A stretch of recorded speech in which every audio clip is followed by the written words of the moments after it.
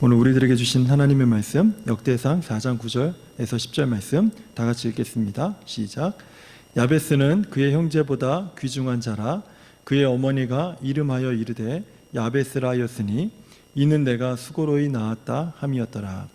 야베스가 이스라엘 하나님께 아뢰어 이르되 주께서 내게 복을 주시려거든 나의 지역을 넓히시고 주의 손으로 나를 도우사 환난을 벗어나 내게 근심이 없게 하옵소서 하였더니 하나님이 그가 구하는 것을 허락하셨더라. 아멘. 오늘 읽은 성경 본문을요 좀 펴놓고 좀 앞에다 두시면 좋을 것 같습니다. 네, 꼭 그렇게 하셔야 됩니다. 네, 이유가 있습니다.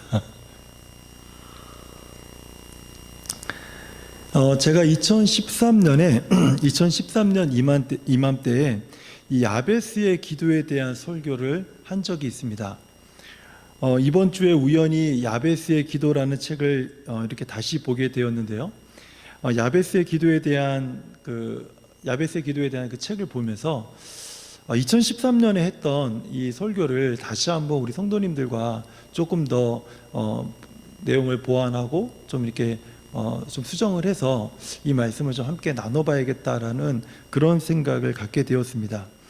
왜냐하면 지난 수요일에 로세처를 기억하라 라는 말씀을 전하면서 우리는 지금 이 시기에 깨어 기도해야 합니다, 이렇게 제가 강조하면서 설교를 하지 않았습니까? 그러다 보니 이번 한 주간 동안에 이런 생각이 들었어요. 그럼 어떻게 기도해야 하는가? 또는 무엇을 기도해야 하는가? 하는 이런 생각이 제게 들었습니다. 그래서 이게 저만 드는 생각이면 참 좋겠는데 우리 성도님들 중에서도 그럼 우리가 깨어서 어떻게 기도해야 될까? 무엇을 기도해야 될까?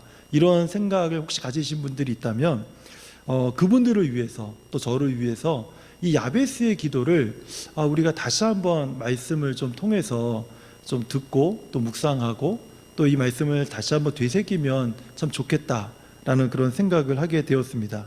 이 야베스의 기도는 지금 이 시기에 우리가 무엇을 위해 기도해야 할지 그 방향을 잘 제시해주고 있다라는 생각이 제게 들었습니다. 그래서 이제 오늘부터 이제 수요일에는 제가 전체 이 주제를 이렇게 정했습니다. 다시 야베스의 기도를 하라. 다시 야베스의 기도를 하라. 이런 주제로 좀 말씀을 전하려고 합니다. 오늘은 그 첫 번째로요, 이 본문의 삶을 살라라는 제목으로 제가 하나님의 말씀을 전하도록 하겠습니다. 제가 아까 성경 말씀을 좀 이렇게 펴놓으시라고 그랬죠? 예, 성경 말씀을 좀 펴놓고 좀 말씀을 보시면 오늘 설교를 들으시는데 도움이 됩니다.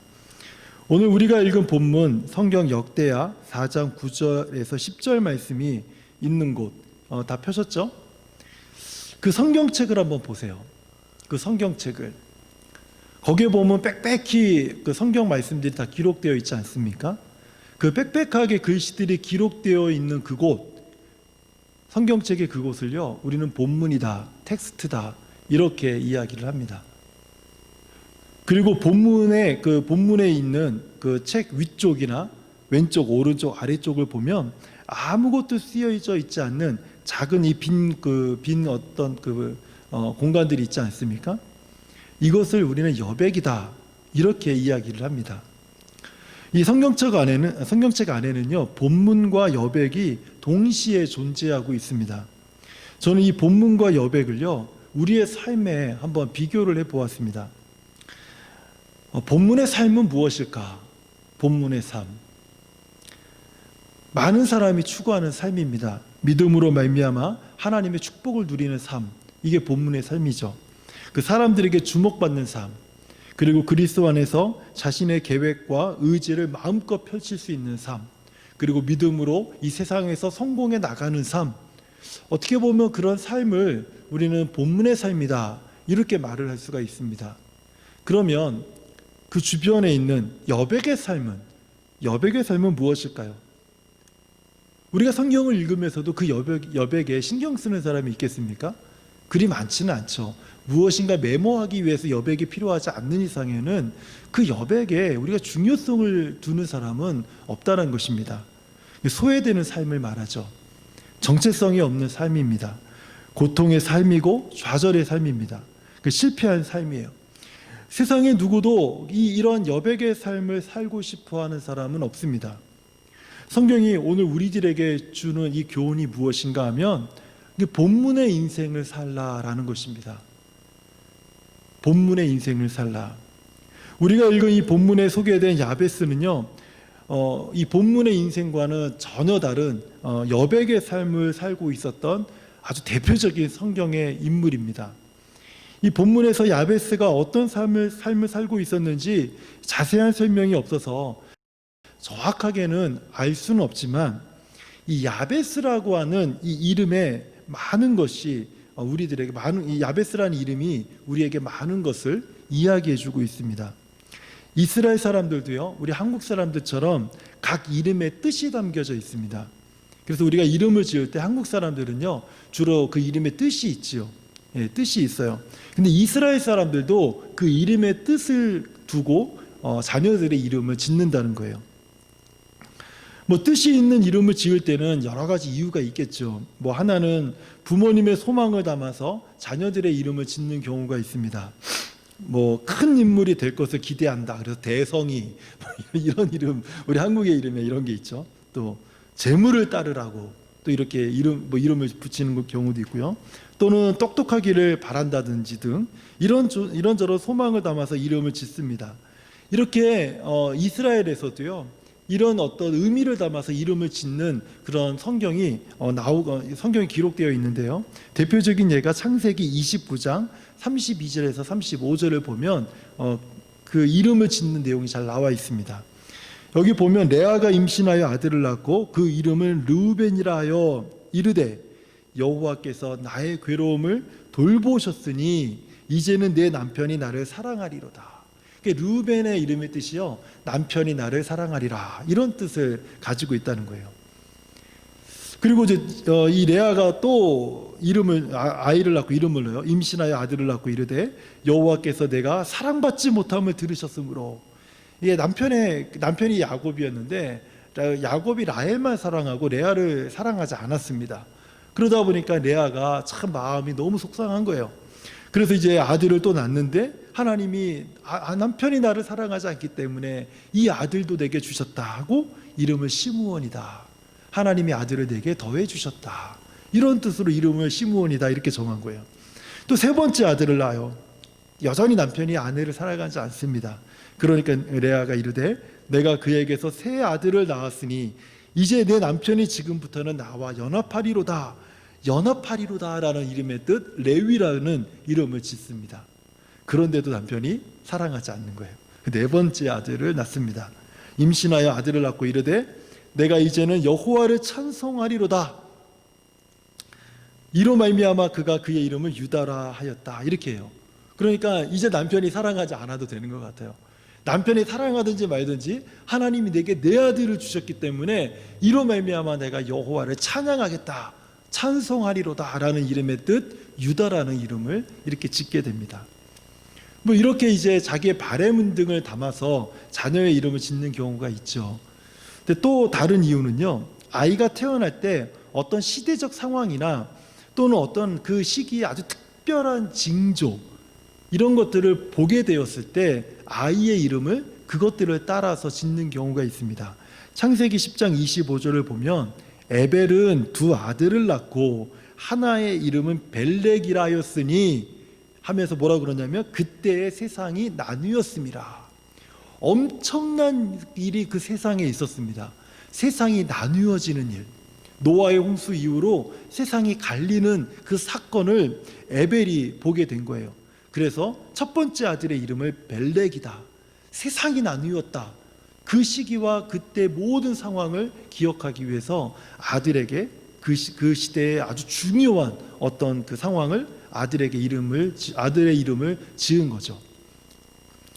우리나라에서는요, 아무런 이유도 없이 뜻도 없이 이름을 짓는 경우가 종종 있습니다.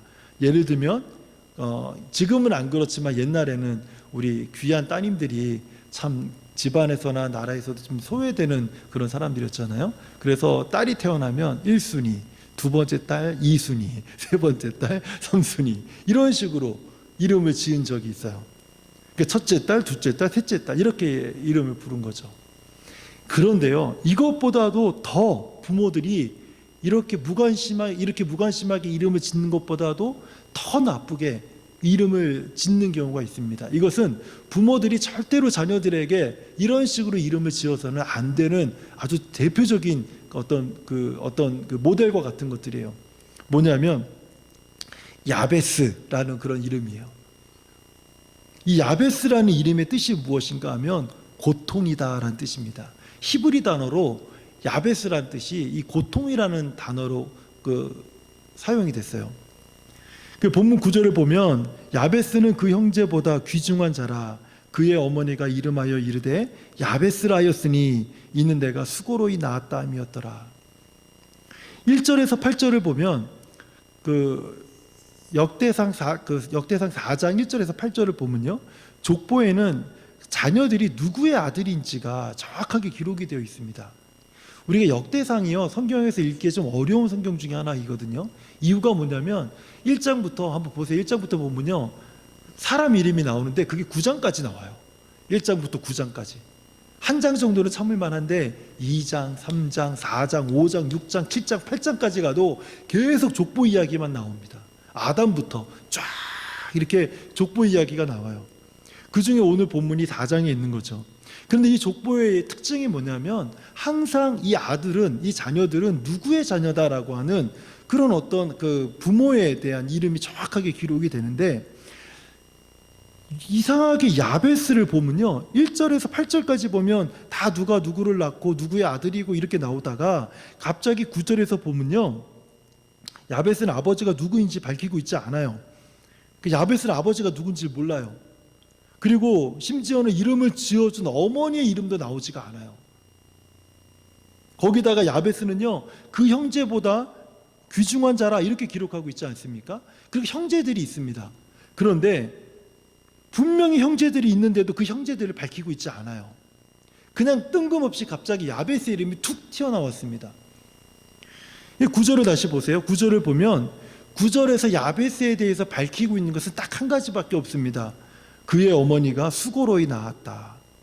이 수고로이 낳았다라는 말이 제가 히브리 단어로 고통이라고 말씀드렸잖아요. 그러니까 야베스가 태어날 때 이 부모와 형제 이름을 밝히지 못할 정도로 그 상황이 얼마나 힘들고 원망스러웠으면 고통이라는 이름을 엄마가 아들에게 주었겠냔 말이에요. 이 정도만 보더라도 이 야베스의 출생이 평범하지 않았다는 것입니다.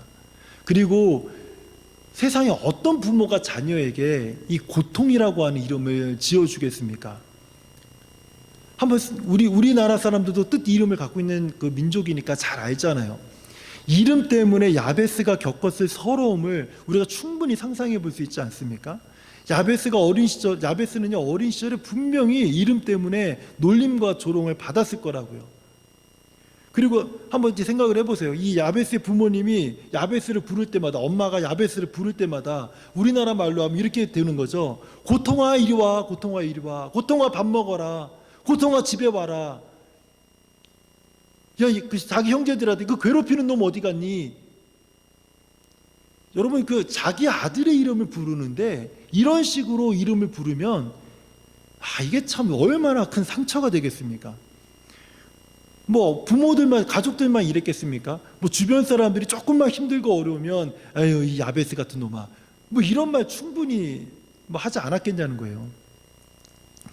그런데 성경은요, 우리가 예측하는 대로 야베스의 인생을 평가하고 있지 않다라는 거예요. 이것이 지금 우리가 주목해 봐야 될 오늘 말씀의 내용입니다. 오히려 성경은 야베스에 대해서 이렇게 말씀하고 있습니다. 야베스는 그 형제보다 귀중한 자라. 이 영어 성경으로 보면요, 이렇게 되어 있어요. Jabez was more honorable than his brothers. 이렇게 되어 있어요. 그의 형제보다 존귀한, 영예를 얻은 고결한 사람이었다. 이렇게 표현을 하고 있다는 거예요. 야베스는 어린 시절부터 어떤 삶을 살았을까요? 야베스는 어렸을 때부터 아마 제가 앞에 말씀드린 것처럼 여백의 삶을 분명히 살았을 것입니다. 조롱받는 사람이었고, 소외받는 사람이었습니다. 그런데 이런 야베스가 자기 이름에 걸맞게 이 고통의 삶을 살다가 결국에는 여백의 삶을 극복하지 못하고 생을 마치는 이런 불행한 인생을 살지 않았다라는 거예요. 야베스는요, 자기 자신도 그 생을 마치는 자기 자신도 자기가 생이 얼마나 불행한 인생인지를 스스로가 너무나도 잘 알고 있었다라는 거예요. 그래서 야베스가 오늘 본문에서 하나님 앞에 기도한 내용을 우리가 보게 되면 야베스가 자기 인생에 대해서 얼마나 비관적이었는지를 우리가 충분히 알 수 있습니다. 어쨌든 야베스는 이런 여백의 삶을 살고 있었었는데 이런 이 여백의 삶을 사는 채로 자신의 인생을 마치지 않고 오히려 야베스는 모든 형제보다 존귀한 자로 변화된 인생을 살게 되었다라는 거예요. 여백의 삶에서 본문의 삶으로 변화된 인생을 살게 되었다라는 것입니다. 근데 제가 궁금한 것은 도대체 무엇이 야베스의 인생을 여백의 삶에서 본문의 삶으로 옮겨 놓았는가 하는 거예요. 도대체 무엇이? 야베스는요, 모세나 다윗처럼 성경에서 위대한 인물이 아니었습니다. 성경에서 야베스에 대한 언급은 오늘 본문이 역대상 4장 9절에서 10절 이 딱 두 개의 구절밖에 없어요. 그 중에서도요, 이 두 구절에서 야베스가 했던 어떤 위대한 행동도 기록하고 있지 않고요. 그 한 절은요, 야베스의 불행한 출생만을 기록하고 있고 다른 한 절은 야베스가 하나님께 드린 기도 내용만 기록하고 있습니다. 그리고 야베스는요, 성경에서 딱 이름이 툭 튀어나왔는데 갑자기 툭 튀어나왔는데 딱 두 절만 이야기하고 있습니다. 한 절은 불행한 인생에 대해서, 한 절은 하나님께 드린 기도에 대해서. 그리고 야베스 이름이 다시는 언급되지 않아요. 가만히 보면은 야베스가 여백의 삶에서 본문의 삶으로 옮겨진 이유는요, 야베스가 어떤 위대한 일을 했기 때문에 그가 소외된 삶에서, 버려진 삶에서, 절망의 삶에서, 아무도 주목하지 않는 삶에서 본문의 삶으로 옮겨진 것은 그가 어떤 위대한 일을 했기 때문에 옮겨진 것이 아니라는 거예요. 오늘 본문을 보게 되면요, 야베스가 본문의 삶으로 옮겨진 이유는 하나님께 드린 기도 때문에 야베스의 인생이 변화되었다는 것입니다. 야베스는요, 자신의 불행한 인생을 놓고 하나님께 기도했습니다. 자신의 불행한 인생을 놓고 하나님 앞에 기도했어요. 그리고 하나님께서 기도를 응답하신 이후부터 야베스는요, 본문의 삶을 산 대표적인 사람으로 이제 성경에 남게 되는 것입니다. 야베스가 어떤 기도를 드렸기에 이 고통스러운 인생에서 존귀한 인생으로 변화되었을까요? 역대상 4장 10절이에요. 오늘 본문의 10절. 한번 그 성경 말씀을 보세요. 야베스는 이렇게 기도했습니다. 야베스가 이스라엘 하나님께 아뢰어 이르되 주께서 내게 복을 주시려거든 나의 지역을 넓히시고 주의 손으로 나를 도우사 나로 환난을 벗어나 내게 근심이 없게 하옵소서 하였더니 하나님이 그가 구하는 것을 허락하셨더라. 하나님이 그가 구하는 것을 허락하셨더라. 사랑하는 성도님들은 어떤 삶을 앞으로 살고 싶으십니까? 그리고 어떻게 내 인생을 마감하고 싶으십니까? 기도하기 이전의 야베스처럼 그냥 나의 삶을 바라볼 때는요, 그냥 부족한 것뿐이고 염려와 근심이 끊이지 않고 재정적인 문제는 끝날 줄도 모르고 사실 앞으로 어떤 소망을 갖는 것이 아주 불필요해 보이는 그런 상황이 어쩜 우리들의 삶일지 모릅니다. 어떤 사람의 말처럼요, 그저 우리는 강가에서 하루하루 버티기 위해서 물 한 컵씩을 요구하는 그런 삶을 살고 있는지도 몰라요. 그렇다면 이런 상황에서 우리가 기도한다 한들 무슨 소용이 있겠냐는 거예요. 이렇게 하면서 우리가 이런 생각들을 하면서 지금 우리 성도님들이 기도를 포기하고 만약에 있다면, 그러면 야베스가 기도하기 이전의 야베스와 별 다를 바가 하나도 없다는 뜻입니다. 그러나 기도한 이후의 야베스는 달라졌어요. 야베스는요, 그저 강가에서 하루하루를 버티기 위해서 그냥 물 한 컵만 바라던 그런 인생이었죠. 그런데 야베스가 생각을 바꿨습니다. 야베스가 하나님께 기도하기로 생각을 바꾼 거예요. 그리고 하나님으로부터 커다란 복이 주어질 것을 신뢰하는 아주 짧은 기도를 하나님 앞에 드렸습니다. 그냥 뭐 40일 금식 기도하고 뭐 이런 기도를 드린 게 아니에요. 굉장히 짧은 기도를 하나님 앞에 드렸어요. 그리고 야베스는요, 그 강가에서 매일매일 하루를 버티기 위해서 물 한 컵을 요구하는 그런 사람이었는데, 이제 그 기도를 드린 이후에 그 강물로 뛰어들어 버렸습니다. 야베스는 하나님의 은혜와 능력의 강물에 그냥 자기를 맡겨버린 거예요. 그 순간부터 하나님의 위대한 계획이 야베스를 감싸기 시작했어요. 하나님의 복이 야베스의 불행한 삶을 주장하기 시작했습니다. 하나님은 야베스의 지경을 넓히기 시작을 했어요. 하나님은 권능의 손으로 야베스가 하는 일을 돕기 시작하셨습니다. 하나님은 고통스러웠던 야베스의 인생이 환난에서 벗어나게 하셨습니다. 그리고 근심이 사라지게 만드셨어요. 그리고 야베스는요, 모든 형제보다 존귀한 자가 되어 본문의 삶을 살게 만드셨습니다. 저는 우리 모두가요, 이 야베스의 기도를 하나님께 다시 우리가 기도하는 그런 시기가 되었으면 좋겠어요. 야베스가 무엇이라 기도했습니까? 주께서 내게 복을 주시려거든 나의 지역을 넓히시고 주의 손으로 나를 도우사 나로 환난을 벗어나 내게 근심이 없게 하옵소서. 제가 이 기도를 가만히 보면서 제 두 가지가 생각이 났습니다. 하나는 저의 그 학생 시절이에요. 제가 초등학교 때 제가 축구부를 했었어요. 그 당시에 축구부를 그냥 지금처럼 뭐 밖에 나가서 운동하는 그런 게 아니라 보통 일주일에 4교시만 공부하고 나머지는 이제 점심 먹고 나서부터는 이제 운동장에서 이제 진짜 운동을 하고, 여름방학이 되면 보름씩 합숙훈련을 가고, 그리고 아침에 8km, 그리고 1시간 운동하고 다시 8km 뛰어오고, 막 산을 뛰어다니고, 막 타이어 메고 뛰어다니고, 막 뭐 질모 메고 뛰어다니고.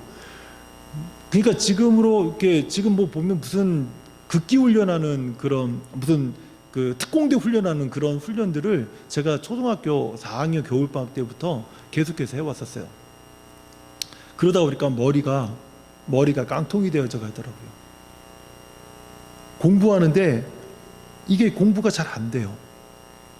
다 아시다시피 제가 쌍둥이 아닙니까? 근데 저희 쌍둥이 형이 같이 그 중간고사 이제 뭐 시험을 보고 그러면 뭐 암기 과목을 공부하면 저는 3시간을 해도 한 장이 안 외워지는데 다들 이미 끝난 거예요, 공부가. 그 머리를 안 쓰니까 뭐 완전 머리가 진짜 돌이 돼버린 듯한 그런 느낌이 들었어요. 그런데 어떤 일이 일어났냐면, 제가 축구를 그만두고 다시 이제 학교로 돌아왔는데, 축구부를 할 때는 사실 그 학교에 공부하는 학생이 아니라 운동하는 학생이었어요, 그 당시에는. 그런데 이제 축구를 그만두니까 이제 공부하는 학생의 자리로 돌아왔는데 공부를 너무 못하는 거예요. 근데 제가 고등학교 때 예수님을 믿으면서 제 몸에서 아주 큰 변화가 일어나기 시작을 했습니다. 어떤 변화가 일어났냐면, 제가 학교 공부는 안 하고 성경 공부를 하기 시작을 했는데, 성경 공부를 하면서부터 제게 일어난 변화는요, 두통이 끊이지 않는 거예요. 두통이 끊이질 않아요. 너무너무 머리가 아프고 매일같이 막 두통이 일어나는 거예요. 근데 신기한 건 뭐냐면, 점점 외우는 게 잘 외워져요. 점점 외우는 게 잘 외워지고, 그러니까 저 같은 경우는 어떻게 보면 예수님 믿고 나서 정말 확연하게 변화된 케이스입니다. 그리고 시간이 지나면 지날수록 전에 못하던 것들이 이제는 더 잘해지는 그런 스타일로 이렇게 바뀌어지게 되었어요.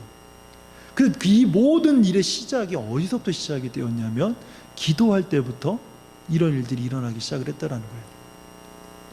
저는 우리 학생들, 우리 자녀들에 대해서 사실 크게 걱정하지 않습니다. 걱정하지 않는 이유는 그들이 기도하기 시작할 때부터 그들의 인생이 바뀔 것이라는 것을 믿기 때문에 그래요. 그러나 기도하지 않으면 여전히 돌머리에, 제가 운동했을 때 돌머리였을 때 그 모습으로 살아가겠죠. 그러나 우리 학생들이 잘났던 못났던 그들이 기도하기 시작할 때부터, 그들이 야베스가 기도한 이후에 하나님이 그들과 함께 하셔서 그들에게 복을 주시고 그들의 지경을 넓혀주시고, 그리고 하나님이 그 손으로 도우셔서 모든 환난을 벗어나 근심이 없게 하는 그런 놀라운 일들을 하나님께서 주신다라는 그런 확신이 있어요. 왜냐하면 제가 그것을 경험했기 때문에 그래요. 두 번째로 제가 이 말씀을 준비하면서 생각난 건 뭐냐면 지금 이 시기입니다. 저는 이 시기에 우리가 기도해야 될 것 가장 첫 번째는 나와 내 가족을 위해서 기도해야 된다고 저는 확신하는 사람이에요. 어떻게 목사님 그렇게 이기적일 수 있습니까? 저희 좀 이기적이라고 보셔도 괜찮아요. 하지만은 지금 이 시기에는 나와 내 가족이 안전한 것이 최우선입니다. 오늘 이 기도가 무엇입니까? 하나님 내게 복을 주시려거든 우리에게 필요한 복에 대한 것. 제가 주의 백성아 기도하라고 했을 때 우리 그 기도의 내용 중에서요, 거기에서 보면 우리가 다른 사람을 위해서 다 기도하는 것 같지만 그렇지만 그 기도의 가장 첫 번째는요, 내가 이 땅의 모든 죄악, 세계의 모든 죄악들을 내가 지은 죄처럼 회개하는 일부터 시작을 하는 겁니다. 어떻게 보면 그 기도는요, 나에게서부터 시작되는 기도예요. 그리고 그 기도를 보면요, 주의 백성아 기도할 그 책자를 보면요, 그 기도의 지경이 내 가족에서부터 시작을 해서 그리고 점점 넓어져 있는 것을 보게 돼요. 그리고 그 기도의 내용을 보면 하나님의 도움이 절실하게 필요한 기도의 제목들이 그 안에 담겨져 있습니다. 그리고 그 기도의 모든 내용에 환난을 벗어나 근심이 없게 하옵소서라고 하는 하나님의 은혜, 하나님의 자비를 구하는 그 기도가 이 주의 백성아 기도하라 그 책자 안에 다 담겨져 있는 거예요. 모든 기도 제목들이 그래요. 그래서 이 시기에 우리가 다시 야베스의 기도를 하라라고 제가 말씀드리고 싶은 이유가 무엇인가 하면, 야베스의 기도는요, 나에서부터 시작이 되지만 그 영향력이 나에게서 머물지 않고 점점 확장이 되어서 결국에는 내 이웃에게로, 그리고 이 도시에게로, 우리 교회에게로, 더 나아가서 열방과 민족에게로 그 기도의 영역이 확장되어져 가는 것이 진정한 야베스의 기도라는 것이에요. 하나님께서 이 야베스의 기도를 들으시고 그가 구하는 것을 허락하셨더라. 저는 이 마지막 말씀이 정말 우리 모두에게 주시는 하나님의 말씀이 되길 바라요. 그리고 이 마지막 말씀이 우리 모두에게 주시는 하나님의 응답이 되기를 바랍니다. 그래서 제가 오늘부터 우리가 이제 수요일 날 다시 야베스의 기도를 하라, 이 큰 어떤 주제를 가지고 우리가 말씀을 나눌 때요, 우리 성도님들이 오늘부터 야베스의 기도, 역대상 4장 9절에서 10절 말씀을 우리가 외우면서 우리가 이제부터 좀 이 시기를 좀 같이 함께 보내면 좋을 것 같아요. 이 네 개의 기도문이요, 특별해 보이지 않을 수 있습니다. 그런데요, 이 네 개의 기도를 야베스에게 하나님께서 허락하시니까, 그 기도를 그 구하는 것을 허락하시니까 하나님의 권능으로 야베스가 존귀한 자로 변화되었습니다. 우리도 마찬가지입니다. 우리가 이 기도를 하는 순간 하나님의 권능으로 하나님께서 우리의 기도를 듣고 응답하시기로 허락하셨을 때 하나님의 권능으로 우리도 야베스처럼 변화될 것이라는 거예요. 기도는요, 하나님의 은혜와 권능과 능력의 강물로 그냥 뛰어드는 것입니다. 기도가 바로 그런 것이에요. 기도는 그냥 보잘것없는 연약한 자들이 하는, 그냥 어떤 어떤 신에게 호소하는 그런 어떤 연약한 자의 행동이 아니라는 거예요. 기도는 하나님의 은혜와 권능과 능력의 강물로 뛰어드는 것이 바로 기도하는 것입니다. 그리고 우리 몸을 그분의 은혜에 전적으로 맡기는 것이 기도예요. 기도는 우리 삶이 하나님의 권능을 따르게 만드는 것이 기도입니다. 기도는 하나님의 능력이 우리 삶에서 역사하게 그냥 그대로 두는 거예요. 하나님의 능력이 우리 삶에 역사하도록 두는 것, 그것이 기도입니다. 그동안 우리의 능력과 우리의 힘으로 하나님의 능력이 역사하는 것을 얼마나 거스르고 얼마나 방해하고 내 힘과 내 뜻대로 하면서 내 자랑, 내 이름을 높이기 위해서 얼마나 우리가 많이 살아왔습니까? 그런데 기도하는 사람들은 하나님의 능력이 그냥 내 삶에서 역사하시도록 그냥 그대로 두는 것입니다.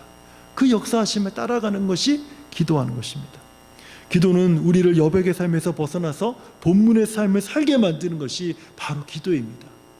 사랑하는 성도님들, 이 시기에 우리는 기도해야 됩니다. 어떻게 기도해야 될까요? 무엇을 우리가 기도해야 될까요? 다시 야베스의 기도를 하라. 이 주제가 우리가 이 시기에 우리가 무엇을 위해서 어떻게 하나님 앞에 기도할 것인가를 다시 한번 방향을 잡아주는 그런 하나님의 말씀이 되길 바랍니다. 그래서 야베스의 기도를 다시 기도함으로 우리 모두가 하나님의 능력과 복과 은혜를 경험하는